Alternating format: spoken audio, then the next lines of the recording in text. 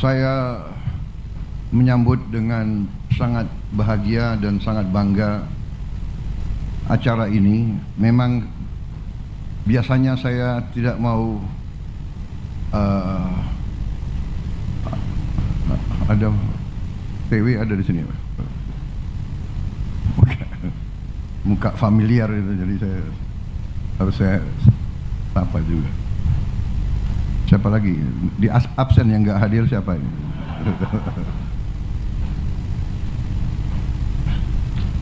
Saskap nanti dicatat ya yang nggak hadir.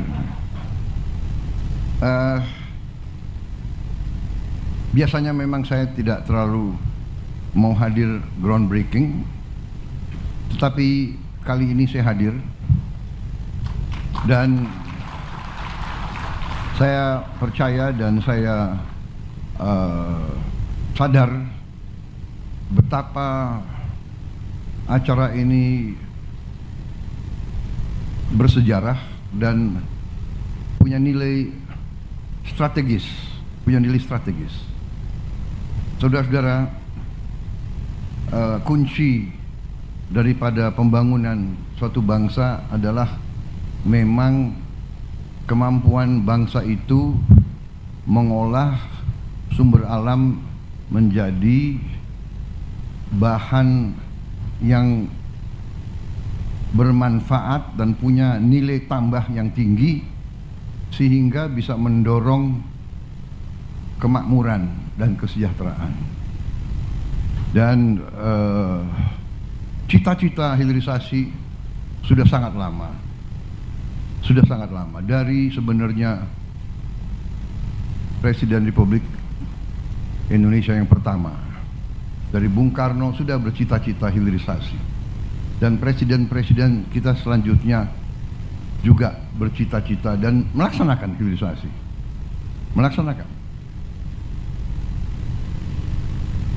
dan terakhir pendahulu saya, Presiden Republik Indonesia yang ke-7 Pak Joko Widodo, lebih menekankan pentingnya hilirisasi dan memulai secara nyata program hilirisasi di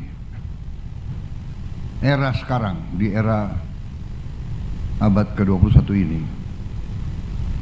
Tadi disampaikan oleh Menteri ESDM sebagai Ketua Satgas Hilirisasi yang saya tunjuk, bahwa program ini, proyek ini mulai 4 tahun yang lalu.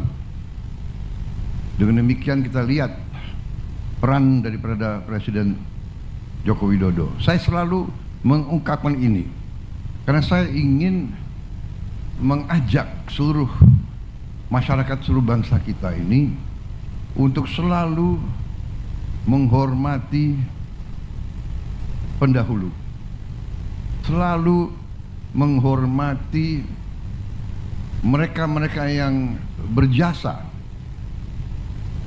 Hanya dengan kita mengerti bahwa sejarah suatu bangsa adalah sejarah yang panjang. Pembangunan bangsa adalah perjalanan yang sangat panjang. Bisa dikatakan long march. Tiap negara punya long march. Kalau Tiongkok punya long march yang penuh dengan liku-liku, penuh dengan pengorbanan, penuh dengan keringat, air mata dan darah. Kita pun punya long march. Perjuangan kita merebut kemerdekaan panjang, dan sekarang ini perjuangan kita untuk mengisi kemerdekaan, mewujudkan kemerdekaan. Karena apa? Apa tujuan kemerdekaan? Tujuan kemerdekaan adalah suatu negara dan suatu bangsa di mana rakyatnya hidup dalam keadaan yang baik, dalam keadaan yang bebas kemiskinan, bebas kelaparan, dan penuh keadilan. Dan ini bisa terwujud apabila bangsa itu pandai menggunakan karunia yang diberikan oleh Yang Maha Kuasa. Kita mengerti, kita bersyukur, luar biasa keberuntungan bangsa kita.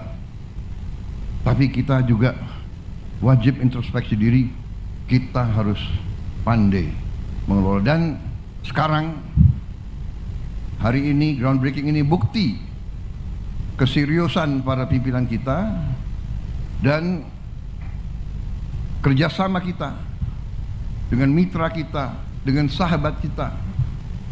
Kita bermitra dengan kawan-kawan kita, saudara-saudara kita dari Tiongkok. Kita bisa bekerja sama dengan program yang menurut saya ini termasuk bisa dikatakan kolosal, bisa dikatakan terobosan luar biasa.